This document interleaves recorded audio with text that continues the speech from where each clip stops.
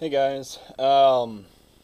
So we did some car vehicle extrication in class today, and nothing major, just basically to get a taste of what it takes to remove a car from around a patient. We had a late model, probably about late 90s, early 2000s Lexus, and I got some of the seatbelt webbing, and I've got some various cutting implements here.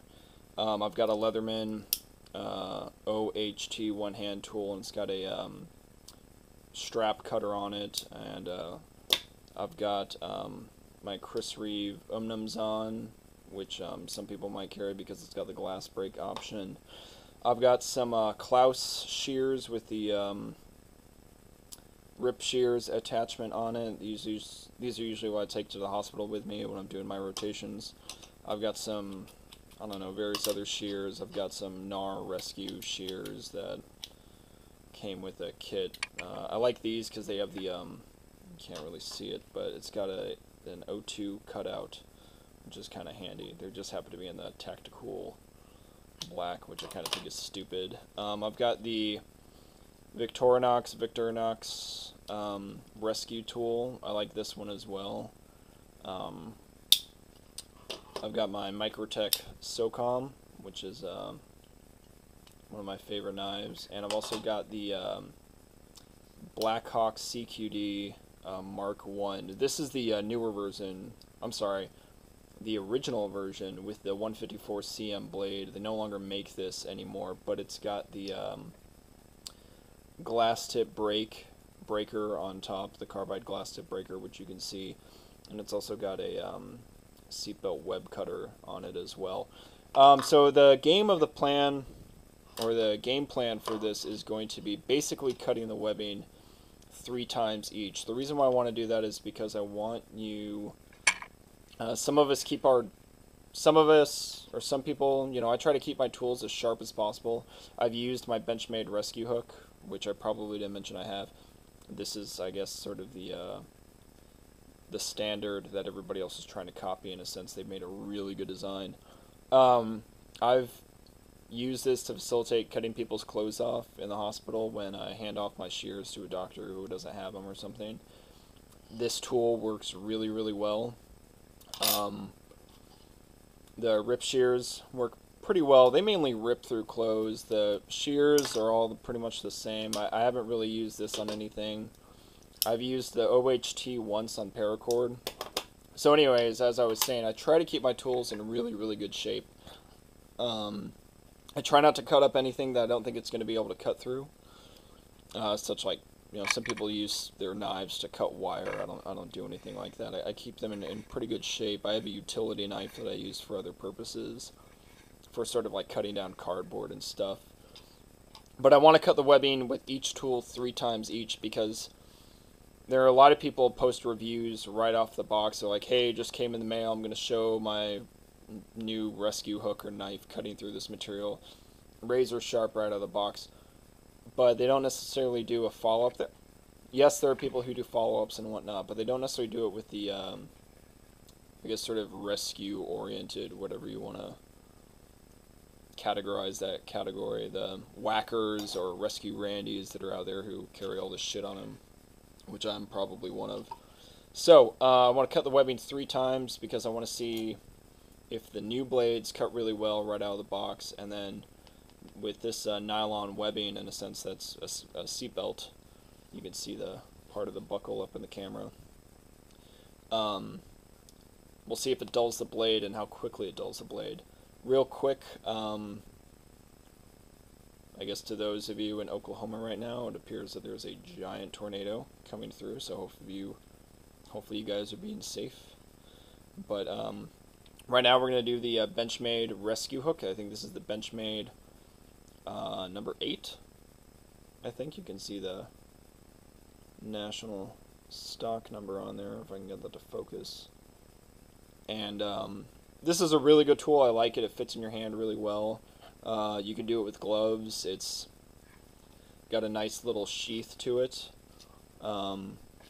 which I like to put on, and then it's got MOLLE attachment or webbing. I like to just keep my other shears, so I have 2 sets, so I can have my shears to cut things, and then I've got the, whoops, I'm dropping stuff. I've got the rip shears in case, and then I can use my rescue hook. It's made out of 440C steel, 440C as in Chris, which is pretty much a suitable steel just for this. I don't think anybody makes anything out of like S30V or 154CM. I think that'd be a little bit of overkill. But you also don't necessarily want like 440A or, I don't know, I think there's 420HC, which is like a crappy steel in a sense, so this should be good. So I've got this sort of setup hooked up around a C-clamp on my desk, so I'm going to pull this taut. We're going to pull this real quick and see how it goes. Maybe I'll get a little bit better of a purchase up here. And so far, oh, okay, so that's one. Try one more. I'm not really getting a good purchase on it. I think you kind of need to make sure that it's nice and taut. Okay, so as long as you do a little bit of a rocking motion back and forth. So in this case, I'm going to get a nice little, here's what I'll do. I'm going to use my Leatherman. We'll get a nice little grip on here. Make sure my edge is taut here. And so that cuts right through it like butter. You can see that it's sort of a nice, comparatively straight edge at that point. And then, see if I can do this without running out of video.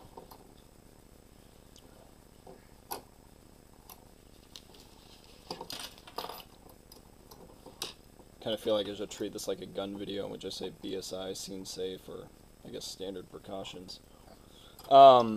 Next we're going to do, let's do my shears.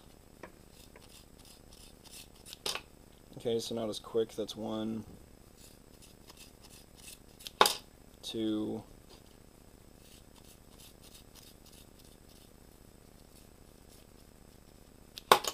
3, and a little bit ragged towards the end. I guess my shears are kind of dull. We'll try the rip shears.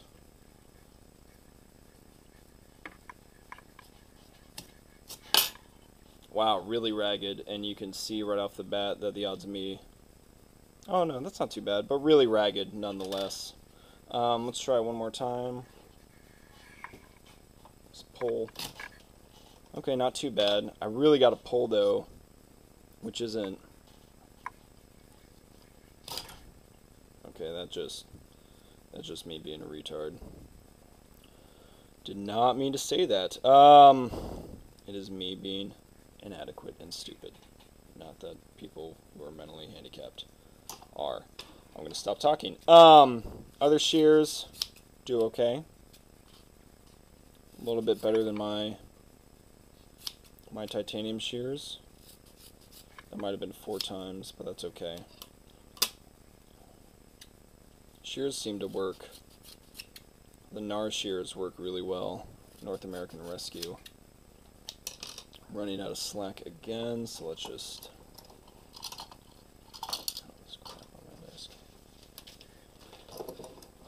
feed this through. So we got plenty of slack. Good. So my shears are good, I would say. Let's try the... Oh, that actually works really well. A lot better. I've cut clothes off with this, I think, or paracord, and it did not do well, but that works a lot better than I thought it was going to. Let's try the Victorinox rescue hook. We're going to cut towards us, away from the patient, pretty well. That's actually, I probably should be wearing gloves for this. Okay. Pretty ragged on that, but it did okay. Let's try one more time. Pretty good. Okay. A little bit more slack.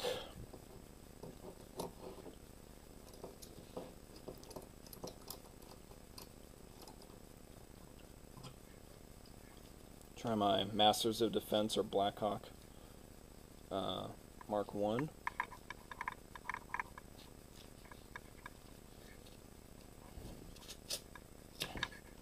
Not great. A little disappointed.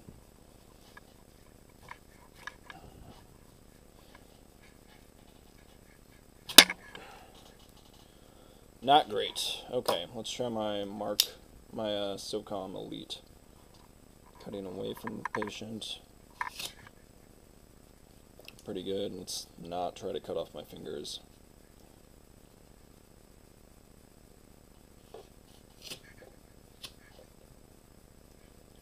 Pretty good.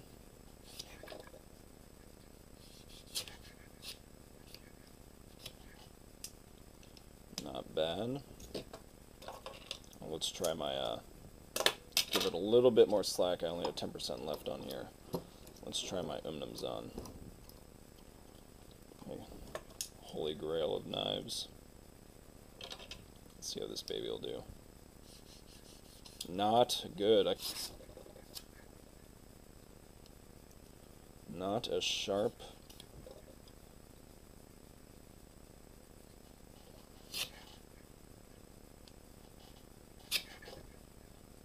Pretty good towards the end. Okay.